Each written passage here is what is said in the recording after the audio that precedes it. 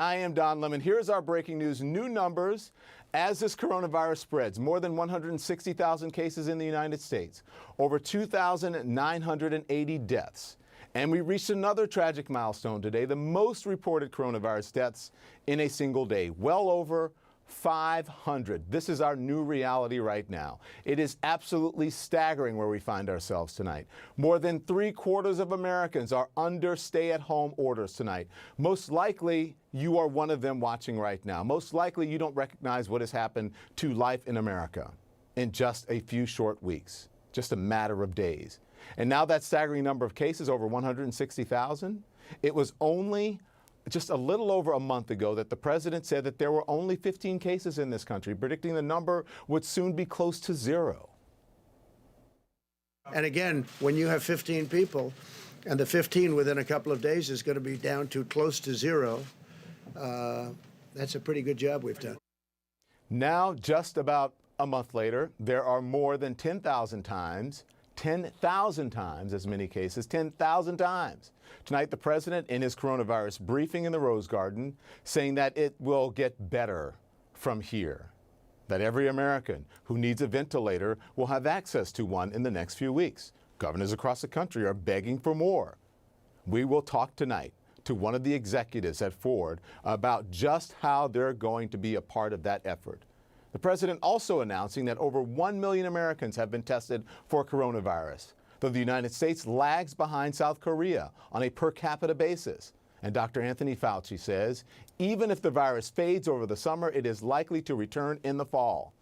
There are serious questions about our readiness and our response.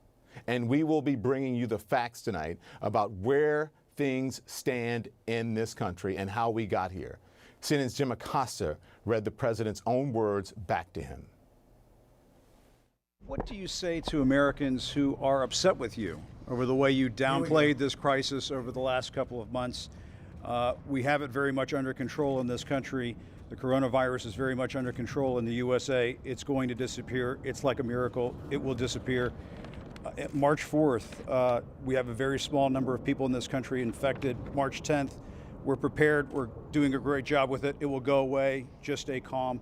It will go away. What do you say to Americans who believe that you got this wrong? And I do want them to stay calm.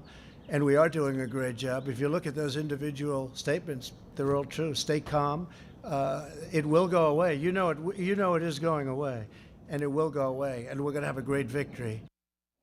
Well, tonight's story is the story of America's coronavirus crisis.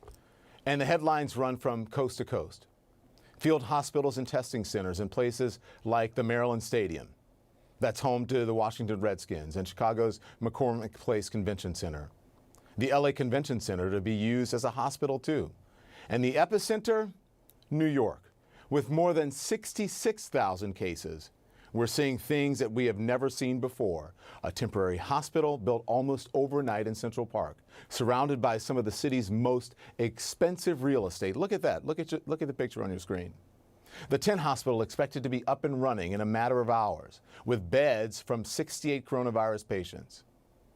And as a New Yorker, I can just tell you this, that we have never seen anything like this before. Tents in the park that we think of as our backyards. Tents that will soon be full of coronavirus patients. The U.S. Navy hospital ship Comfort in New York Harbor and the Javits Center also providing hospital beds, but they're not for coronavirus patients. They're meant to free up beds in other hospitals. A second ship deployed to Los Angeles. And speaking of the Comfort, that hospital ship, I want you to take a look at this. This was the scene today as New Yorkers crowded the streets to watch the ship arrive. What's wrong with this picture? Whatever happened to social distancing? There are tens of thousands of cases of coronavirus in this city. More than 1,200 deaths. That number rising every day. People, don't be crowding the streets. Don't give our doctors and nurses and healthcare workers more patients to try to save. Take a look at this. It's in a suburb of Pittsburgh. A mile-long line of cars, hours before the local food bank was scheduled to open. WKDA is reporting that there were so many cars that police were directing traffic. Workers loading boxes of food directly into the trunks of cars to maintain social distancing. That is, hospitals are under siege in this country. You see it inside this Brooklyn hospital. Patients everywhere, beds in the hallways. One doctor putting it this way, watch. This is a war zone. It's a medical war zone. We're trying to keep our head above water and not drown. And Dr. Arabia Mollett has this advice for the rest of us. Stay the F home. Exactly. Exactly. A lot more to talk about. I want to bring in now CNN White House correspondent Caitlin Collins and our chief medical correspondent Dr. Sanjay Gupta. Thank you both so much for joining me this evening. I appreciate it. Caitlin, I'm going to start with you. The deadliest day yet here in the United States since this pandemic outbreak, and the president got some tough questions about accountability. How is he responding? Yeah, well, Don, as you've noticed at these press conferences, that the president has increasingly been leading. Initially, he had left it to the vice president, Mike Pence. You've seen how sensitive the president is to negative coverage, to skeptical coverage, anything that scrutinizes how his administration, and of course, he has handled the coronavirus response so far. And this has always been something that the president has paid close attention to, his own coverage. But aides say even more so that they feel like it's a heightened sense of that right now inside the West Wing. So that is why the president responds like that when people ask questions about how he initially responded to this and how he was downplaying it, telling people it wasn't something to be worried about, that it was going to go away soon, that it wasn't going to spread as much in the United States. And now, of course, we have hit a very different part of that the health experts had been warning about, that it actually was going to spread in the United States and could prove quite deadly. So I think that is part of the reason you've seen the president be so sensitive to those kind of statements, those reminders of what he had said in the past, what his past actions had been and all of that. And he's tried to reframe it in a sense on several occasions.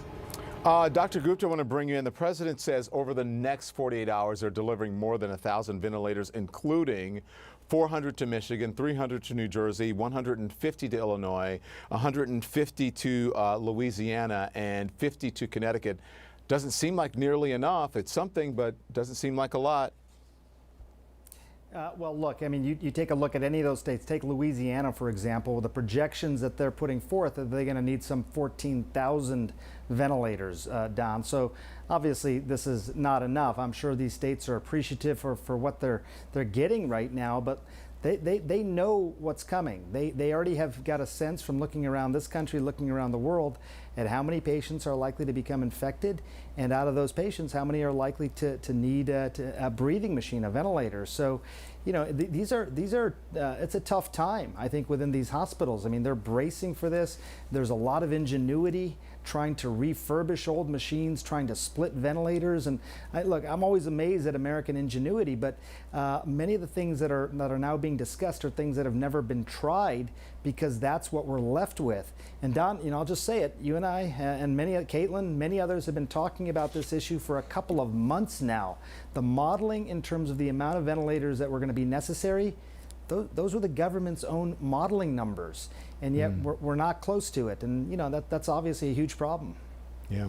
Caitlin, listen, the president is saying that ventilators are going to be sent over to Italy, Spain, and France, and he's already told Italy that the U.S. is sending $100 million worth of surgical, medical, and hospital things. That's a quote from him, as the president puts it. How does that work? Because all we're hearing from state and local officials and medical professionals is about the lack of supplies here.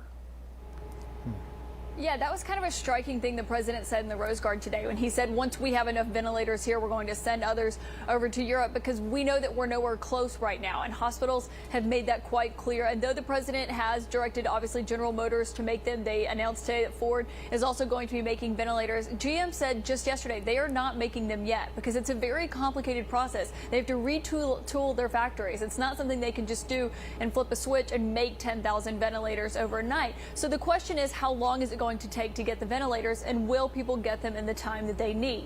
States like New York obviously say that they're going to be needing them sooner rather than later, over the next 2 weeks, when they expect to hit their peak in New York. And so that's the question here, is, you know, exactly how they're handling the response to this. And while behind the scenes, aides have been scrambling to get enough of that personal protective equipment, because the president has promised that the federal government will back up states if they cannot get their hands on what they need. And that is about to become a test for this administration on whether or not they can actually meet what these states are saying that they need so desperately.